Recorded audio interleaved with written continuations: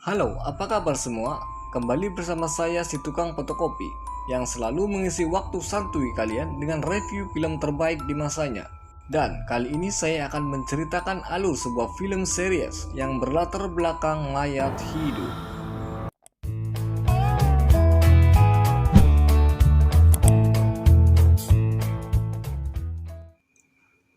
Apa kalian sudah tahu tentang film The Walking Dead yang tayang di Amerika sejak tahun 2010? Yang sampai saat ini di tahun 2020 sudah masuk ke season 11. Jika sudah tahu film The Walking Dead, saya pastikan kalian akan menikmati alur film yang akan saya sajikan. Karena bukan film TWD-nya, oh ya, TWD itu singkatan dari The Walking Dead. Jadi, film yang akan saya review ini adalah spin-off atau bagian lain dari film utama yang membedakan hanya alur, waktu, tokoh, dan tempatnya saja. Jika pada film TWD itu diawali dunia yang sudah luluh lantah karena wabah, di film ini diceritakan kejadian sebelum wabah itu terjadi. Jadi, keadaan dunia masih aman seperti biasa, hanya sebagian kecil yang sudah terinfeksi. Seperti yang sudah saya infokan sebelumnya, film TWD adalah film series tayang seminggu sekali di TV luar sana. Pada musim pertama, ada 6 episode.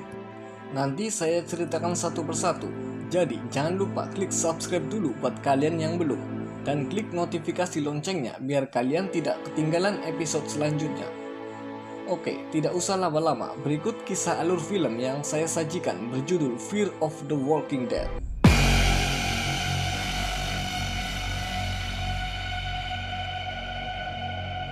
Di awal film, diperlihatkan seorang pemuda yang baru sadar setelah teler shop.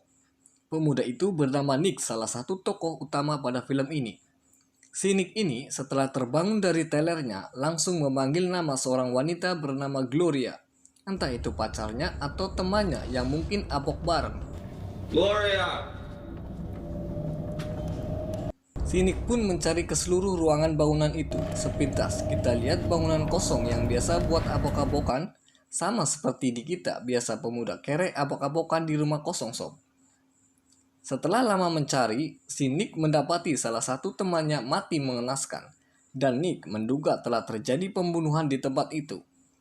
Akhirnya, si Nick berhasil menemukan Gloria. Tapi ternyata Gloria nampak aneh, sambil berjongkok Gloria sedang menggerogoti mayat seseorang. Si Nick pun kaget langsung lari kesetanan pontang-panting keluar dari bangunan tua itu, dan tak lama kemudian tertabrak mobil.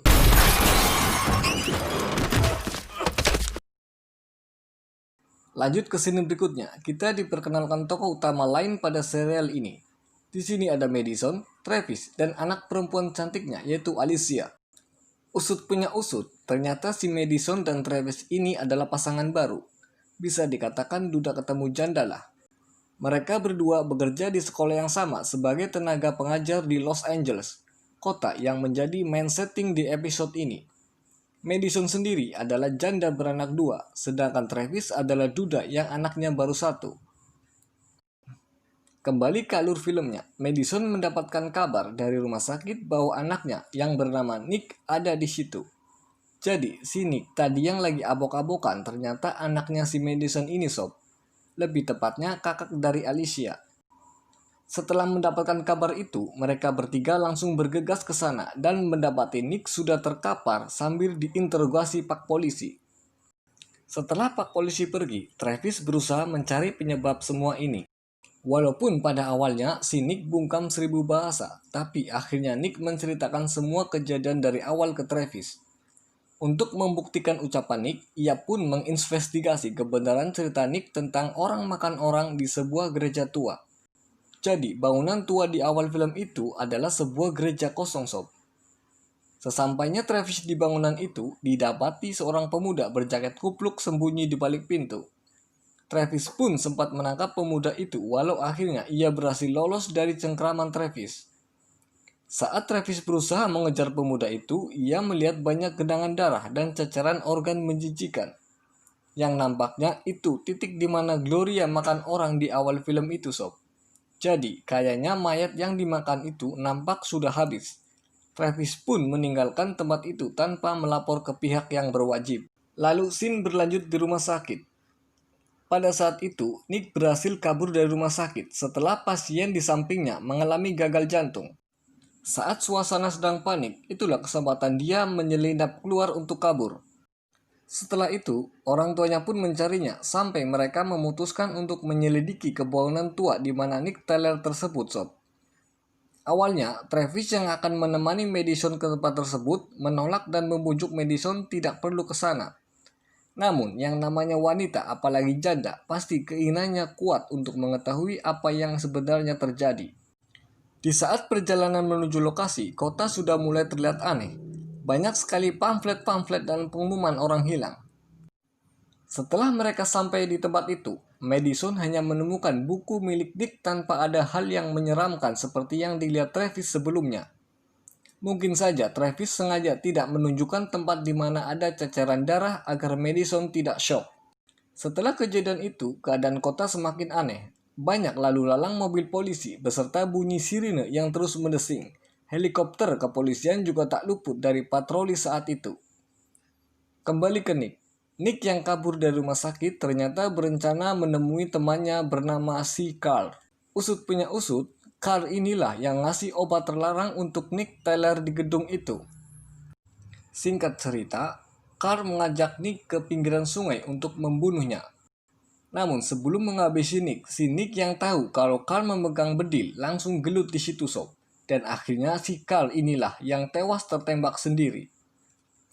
Setelah kejadian itu, Nick sangat ketakutan dan shock berat ini, sob. Dia langsung menghubungi Travis untuk menjemputnya. Dia mengaku tidak sengaja membunuh Carl. Carl lah yang mencoba membunuhnya. Lalu Travis meminta Nick menunjukkan tempat kejadiannya. Setelah mereka bertiga sampai di tempat itu, bangkai si Carl sudah tidak ada. Padahal mobil dan bedilnya masih tergeletak di sana. Saat mereka hendak meninggalkan lokasi, di dalam terowongan mereka melihat Carl yang sedang berdiri. Travis dan Madison pun turun untuk memastikan. Tapi ternyata Carl berubah seperti mayat hidup. Nick yang menyadari akan hal itu karena sudah mengetahui sebelumnya langsung tancap gas menabrak tubuh Carl. Anehnya, Carl masih saja berdiri dan seolah tidak merasakan sakit. Travis dan Madison pun hanya melongo saja. Dan baru percaya jika yang dikatakan Nick selama ini benar adanya, bahwa mayat hidup itu benar adanya seperti kejadian di gereja tua. Dan episode pertama ini pun selesai.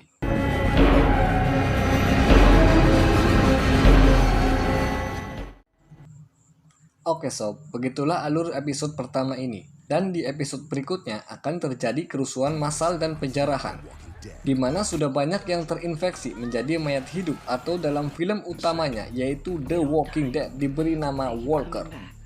Sampai jumpa di episode berikutnya. Bye bye.